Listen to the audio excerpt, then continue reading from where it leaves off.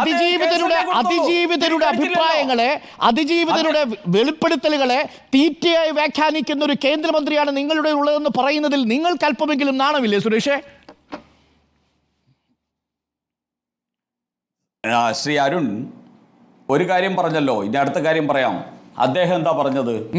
ഞാൻ അമ്മയുടെ പ്രതിനിധിയായിട്ട് അമ്മയുടെ ഓഫീസിൽ നിന്ന് അമ്മയുടെ ആളായിട്ടാണ് വരുന്നതെങ്കിൽ നിങ്ങൾ എന്നോട് ചോദിക്കുക, ഞാൻ മന്ത്രിയായിട്ടാണ് വന്നിരിക്കുന്നത് എന്നുള്ളത് ഒരു മന്ത്രി എന്ന നിലയിൽ അദ്ദേഹം പറഞ്ഞിരിക്കുന്നു. അദ്ദേഹം പറഞ്ഞതിൽ എന്താ തെറ്റ്? അദ്ദേഹം അതിനെക്കുറിച്ച് വിശദീകരിക്കാൻ, ഒരു അമ്മയുടെ പ്രതിനിധിയായി ഒരു നടനായിട്ട് വിശദീകരിക്കാൻ അദ്ദേഹം ആഗ്രഹിക്കുന്നില്ല എന്നുള്ള അദ്ദേഹത്തിന്റെ മനസ്സാണ് അവിടെ അദ്ദേഹം പറഞ്ഞത്. അതിനുശേഷം നിങ്ങൾ കുത്തി ചോദിക്കുന്ന സുരേഷ് ഗോപി എപ്പോഴാണ് എഎംഎംഎയുടെ പ്രതിനിധിയാവുന്നത്, എപ്പോഴാണ് മന്ത്രിയാവുന്നത്, എപ്പോഴാണ് ഭരത് ചന്ദ്രനാവുന്നത്, എപ്പോഴാണ് MP ആവുന്നത്, എപ്പോഴാണ് ആത്മീയക്കാരനാവുന്നത് എന്നൊക്കെ നമ്മൾ എങ്ങനെ നിശ്ചയിക്കും സാർ? അങ്ങനെ ഒരു നിശ്ചയമുണ്ടോ? ഇപ്പൊ സുരേഷ് ഇറങ്ങി വരുന്നത് ഒരു അമ്പലത്തിൽ നിന്നാണെങ്കിലും ഒരു രാഷ്ട്രീയ വിഷയം ചോദിച്ചാൽ സുരേഷ് എന്താ പറയുക? സുരേഷ് പറയുന്നത് ഞാൻ വരുന്ന വീട്ടിൽ നിന്നാണെങ്കിൽ വീട്ടിലെ കാര്യം ചോദിക്കണമെന്നാണോ? സുരേഷ് കൃത്യമായ മറുപടി കൊടുക്കില്ലേ? സുരേഷ് നമുക്ക് എത്ര തവണ ബൈറ്റ് വന്നിട്ടുണ്ട്. സുരേഷ് ഇറങ്ങി വരുന്നത് ചന്തയിൽ നിന്നാണെങ്കിൽ ഞങ്ങൾ സുരേഷിനോട് ഈ ചാളയുടെ വിലയാണോ ചോദിക്കേണ്ടത്? സുരേഷ് ഗോപി ഇറങ്ങി വരുന്ന ഒരു കട ഉദ്ഘാടനം ചെയ്തിട്ടാണെങ്കിൽ ആ കടയിലെ സാരിയുടെ വിലയാണോ ചോദിക്കേണ്ടത്? സുരേഷ് ഗോപി ഒരു ചായക്കടയിൽ നിന്ന് വന്നാൽ പഴംപൊരിയെ കുറിച്ചാണോ ചോദിക്കേണ്ടത്? ശ്രീ അരുൺ, ചോദ്യം കഴിഞ്ഞോ ശ്രീ അരുൺ? അതെ, കഴിഞ്ഞു. കഴിഞ്ഞ ദിവസം സുരേഷ് ഗോപിയുടെ ഈ ബൈറ്റും അതിൻ്റെ അടുത്ത ദിവസം ശ്രീ ജോർജ് കുര്യൻ, ഇതുപോലുള്ളൊരു കേന്ദ്രമന്ത്രി ശ്രീ ജോർജ് കുര്യൻ ഞങ്ങളുടെ 1980കളിൽ സംസ്ഥാന സെക്രട്ടറി ആയിരുന്ന CC കുഞ്ഞൻ എന്ന് പറയുന്ന മുതിർന്ന 100 വയസ്സ് കഴിഞ്ഞ മനുഷ്യൻ്റെ വീട്ടിൽ പോയി. അവിടെ നിന്ന് ഇറങ്ങി വരുന്ന സമയത്ത് താങ്കളുടെ ഉൾപ്പെടെയുള്ള മാധ്യമങ്ങൾ അദ്ദേഹത്തിനോട് ചോദിച്ചു ഈ വിഷയം. അപ്പോൾ അദ്ദേഹം പറഞ്ഞു, ഞാൻ കേന്ദ്രത്തിൽ ഫിഷറീസ്, അതോടൊപ്പം തന്നെ അത്തരത്തിലുള്ള കൃഷി വകുപ്പുമായി ബന്ധപ്പെട്ട കാര്യങ്ങളാണ് നോക്കുന്നത്, ന്യൂനപക്ഷവുമാണ്. ഞാൻ സാംസ്കാരിക വകുപ്പല്ല നോക്കുന്നത്. ഞാൻ അതുകൊണ്ട് കേരളത്തിലെ ഇതിനെക്കുറിച്ച് പറയുന്നില്ല എന്ന് പറഞ്ഞു. ഇതുപോലെ വേറൊരു അദ്ദേഹത്തിൻ്റെ ഒരു ബോഡി ലാംഗ്വേജും അദ്ദേഹത്തിൻ്റെ ഒരു സ്റ്റൈലിലും അദ്ദേഹം പറഞ്ഞു, ഞാൻ അമ്മയുടെ ഓഫീസിൽ നിന്നാണ് വരുന്നതെങ്കിൽ, അമ്മയുടെ പ്രതിനിധിയായിട്ടാണ് വരുന്നതെങ്കിൽ നിങ്ങൾ എന്നോട് ഈ ചോദ്യം ചോദിക്കുന്നതിൽ സാങ്കത്യമുണ്ട്. ഞാൻ അങ്ങനെയല്ല വരുന്നത് എന്ന് മാത്രമേ അദ്ദേഹം ഉദ്ദേശിച്ചുള്ളൂ.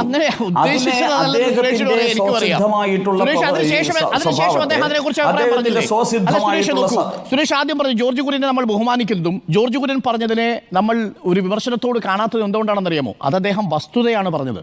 അതിനോട് അദ്ദേഹത്തിന് പ്രതികരിക്കാൻ കഴിയില്ല. അത് അദ്ദേഹം സിനിമാ മേഖലയിലുള്ള ഒരാളല്ല. പക്ഷേ താങ്കളുടെ MP, നമ്മളുടെ കേന്ദ്രമന്ത്രി സുരേഷ് ഗോപി ചലച്ചിത്ര മേഖലയിൽ നിന്നുള്ള ആളാണ്. 3 സിനിമാ അഭിനയത്തിന് വേണ്ടി കരാർ വാങ്ങണോ എന്നത് പാർട്ടിയോട് ചോദിച്ചിരിക്കുന്നയാളാണ്. AMMയിലെ അംഗമാണ്. ആ അംഗത്തോട് നമ്മളൊരു ചോദ്യം ചോദിക്കണ്ടേ? ആ അംഗത്തോട് ചോദ്യം ചോദിക്കുമ്പോൾ ഇങ്ങനെയാണോ മറുപടി പറയുക? ഇനി മറുപടി പറയാതെ പോയോ സുരേഷ് ഗോപി? സുരേഷ് മറുപടി പറഞ്ഞു. ആ മറുപടി നിങ്ങൾക്കുള്ള മറുപടി കൂടാ. ആ മറുപടി എന്താ? കോടതി തീരുമാനിക്കട്ടെ എന്നാ. താങ്കൾ അംഗീകരിക്കുന്നുണ്ടോ അതിനെ? ശ്രീ അരുൺ, ഇവിടുത്തെ വിഷയം നമ്മൾ മനസ്സിലാക്കണം. നിങ്ങൾ വിഷയത്തെ ലഘൂകരിക്കരുത്. ഇവിടെ ഒരു മന്ത്രി എന്ന നിലയിൽ, ഭരണഘടനയിൽ തൊട്ട് അധികാരത്തിൽ വന്നൊരു മന്ത്രി എന്ന നിലയിൽ അദ്ദേഹം പറഞ്ഞത് എന്താ? ആരോപണമാണ് മുകേഷിനെതിരെയുള്ളത്, അത് കോടതി തീരുമാനിക്കട്ടെ. ഒരു മന്ത്രിക്ക് പറയാൻ പറ്റുന്ന വാക്കുകൾ അതാണ്. പക്ഷേ പാർട്ടിയുടെ അഭിപ്രായത്തിനെതിരായിട്ട് അദ്ദേഹം ഇതുവരെ ശബ്ദിച്ചിട്ടില്ല. പാർട്ടിയുടെ അഭിപ്രായം സുവ്യക്തമായി സംസ്ഥാന പ്രസിഡന്റ് പലയാവർത്തി കേരളത്തിൽ ബോധ്യപ്പെടുത്തിയതാണ്. കാരണം ഇതിൻ്റെ ധാർമ്മികതയാണ് വിഷയം. ആരോപണ വിധേയനായിരിക്കുന്നത് ഒരു MLA ആണ്, ഒരു CPM നേതാവാണ്. ആരോപണ വിധേയനായിരിക്കുന്ന ആൾ നാളെ കോടതിയുടെ ഉത്തരവ് വരുന്നതുവരെ കാത്തിരിക്കുകയല്ല വേണ്ടത്, രാജിവെച്ച് പോവുകയാണ് വേണ്ടത് എന്നുള്ളത് ധാർമ്മികതയുടെ ഭാഗമാണ്. ആ ധാർമ്മികതയുടെ ഭാഗമായിട്ട് മുമ്പ് കേന്ദ്രമന്ത്രിയായിരുന്ന MG അക്ബർ, BJPയുടെ MG അക്ബർ എന്ന് പറയുന്ന കേന്ദ്രമന്ത്രി പോലും ഒരാരോപണം ഉയർന്നു വന്ന, വർഷങ്ങൾക്ക് മുമ്പേ വന്ന ഒരു ആരോപണം ഉയർന്നു വന്ന സമയത്ത് യാതൊരു വിധത്തിലുള്ള ചാഞ്ചല്യവുമില്ലാതെ രാജിവെച്ചു പോയ ഒരു പാരമ്പര്യമുള്ള പാർട്ടിയാണ് ഭാരതീയ ജനതാ പാർട്ടി. അതുകൊണ്ട് തന്നെ ശ്രീ സുരേഷ് ഗോപി ആരോപണമുണ്ടെന്നും കോടതിയാണ് അന്തിമമായിട്ട് തീരുമാനിക്കേണ്ടതെന്നും പറയുമ്പോൾ ഒരു മന്ത്രിയുടെ പരിമിതിയിൽ നിന്ന് അദ്ദേഹത്തിന് അത് മാത്രമേ പറയാൻ സാധിക്കൂ. പാർട്ടിയുടെ വ്യക്തമായിട്ടുള്ള സ്റ്റാൻഡ് സംസ്ഥാന അധ്യക്ഷൻ പറഞ്ഞു. അത് മുകേഷ് MLA സ്ഥാനം രാജിവെക്കണം എന്നുള്ളതും അയാളെ പുറത്താക്കാൻ CPM തയ്യാറാകണം, പിണറായി വിജയൻ തയ്യാറാകണം എന്നുള്ളതുമാണ്. ഇതിൽ ഒരു അഭിപ്രായ വ്യത്യാസവും ഇല്ല. പാർട്ടിയുടെ സംസ്ഥാന പ്രസിഡന്റ് പറഞ്ഞതാണ്. സുരേഷ് ഗോപി ഉൾപ്പെടെയുള്ള മുഴുവൻ പാർട്ടി പ്രവർത്തകരുടെയും ശ്രീ അരുൺ, ശ്രീ സുരേഷ് ഗോപിയും ശ്രീ ജോർജ് കുര്യൻ ഇങ്ങനെ പറഞ്ഞില്ലല്ലോ എന്ന് താങ്കൾക്ക് വേണമെങ്കിൽ ചോദിക്കാം. അദ്ദേഹം പറഞ്ഞു അത് കോടതിയുടെ പരിഗണനയിലിരിക്കുന്ന വിഷയമാണെന്ന് പറഞ്ഞില്ല, ആരോപണമാണെന്ന് പറഞ്ഞില്ല. പക്ഷേ ഇത് രണ്ടും പറഞ്ഞത് സുരേഷ് ഗോപിയാ. നിങ്ങൾ പറയുന്നു ആരോപണമല്ല, രാജിവെക്കണം. സുരേഷ് ഗോപി പറയുന്നു കോടതി വിധി വരട്ടെ. ഇതിലേത് വിശ്വസിക്കണം കേരളം? താങ്കൾ പറയൂ. ശ്രീ ജോർജ് കുര്യൻ പറയാത്തതും ശ്രീ സുരേഷ് ഗോപി പറഞ്ഞതും ഈ രണ്ടും ഒരു മന്ത്രി എന്ന നിലയിലുള്ള പരിമിതിക്കകത്തു നിന്നാണ് അവർ പ്രതികരിച്ചിരിക്കുന്നത്. പക്ഷെ പാർട്ടി എന്ന നിലയിൽ ഈ പാർട്ടി പറയുന്നു ധാർമ്മിക ഉത്തരവാദിത്വം ഏറ്റെടുത്ത് മുകേഷ് രാജിവെക്കണം എന്ന്. ആ നിലപാട് ജോർജ് കുര്യൻ്റെയും സുരേഷ് ഗോപിയുടെയും ഉൾപ്പെടെ നിലപാടാണ്. പാർട്ടിയുടെ നിലപാടാണ്, പാർട്ടിയുടെ MP-മാരുടെ നിലപാട്, മന്ത്രിമാരുടെ മന്ത്രിമാർക്ക് പറയാൻ സാധിക്കണമെന്നില്ല. ആരോപണ വിധേയനായ ഒരു സംസ്ഥാനത്തെ ഒരു MLA രാജിവെക്കണമെന്നൊരു കേന്ദ്രമന്ത്രിക്ക് പറയാൻ എന്താണ് സാങ്കേതികമായ ബുദ്ധിമുട്ട്? താങ്കളൊന്ന് വിശദീകരിക്കൂ സുരേഷ്. അല്ല, ഞാൻ പറയുന്നത് പാർട്ടിയുടെ സംസ്ഥാന പ്രസിഡന്റ് സുവ്യക്തമായിട്ടൊരു കാര്യം പറയുന്നു. എനിക്ക് അഭിപ്രായ വ്യത്യാസം ഇല്ലെന്നേ. എനിക്ക് BJP-യുടെയോ കെ സുരേന്ദ്രന്റെയോ നിലപാടിനോട് എനിക്ക് അഭിപ്രായ വ്യത്യാസം ഇല്ല.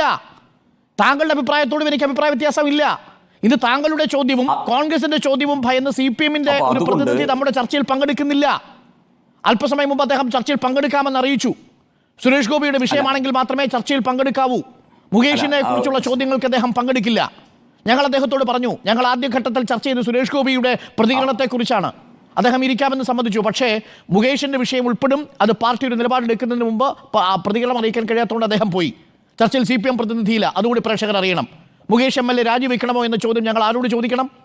സുരേഷ്, ഇതാണ് അവസ്ഥ. അതുകൊണ്ട് എനിക്ക് നിങ്ങളുടെ ചോദ്യത്തോടോ BJP-യുടെ നിലപാടിനോടോ എനിക്കിപ്പോൾ അഭിപ്രായ വ്യത്യാസമില്ല. എനിക്കുള്ളത് നിങ്ങളിൽ നിന്ന് വ്യത്യസ്തമായ സുരേഷ് ഗോപിയുടെ അഭിപ്രായത്തോട് മാത്രമാണ്. ആ അഭിപ്രായമാണ് ഞാൻ ചോദിക്കുന്നത്. ആരോപണമാണെന്നും കോടതി വിധി വരട്ടെ എന്നും സുരേഷ് ഗോപി പറഞ്ഞത് പരിമിതിക്കുള്ളിൽ നിന്നാണെന്ന് പറഞ്ഞത് എന്തർത്ഥത്തിലാണ്? അദ്ദേഹത്തിന് MLA-യുടെ രാജി ആവശ്യപ്പെടുന്നതിന് എന്ത് പരിമിതിയാണുള്ളത്? ശ്രീ അരുൺ, ഞങ്ങൾക്ക് CPM-നെ പോലെയുള്ള പ്രതിസന്ധിയില്ല. CPM-ന്റെ വരാമെന്നേറ്റ സഖാവിന് ഏതൊരു മടിയും കൂടാതെ വരാമായിരുന്നു. കാരണം CPM-ന്റെ അവൈലബിൾ സെക്രട്ടേറിയറ്റ് കൂടിയിട്ട് വേട്ടക്കാരനോടൊപ്പം നിൽക്കാൻ തീരുമാനിച്ചിരിക്കുകയാണ്. അത് വന്ന് പറയാനുള്ള ആർജവമില്ലായ്മയാണ്, അത് പറയാനുള്ള ഒരു മാനസികമായി പറ്റാത്തത് കൊണ്ടാണ് CPM-കാർ വരാത്തത്. അവർക്ക് നിലപാടുണ്ടല്ലോ, സുവ്യക്തമല്ലേ അവരുടെ നിലപാട്. ഞങ്ങൾ വേട്ടക്കാരനോടൊപ്പമാണ്, ഇരയോടൊപ്പമല്ല എന്നുള്ളതാണ് അവരുടെ നിലപാട്. ശരി, ഞങ്ങൾ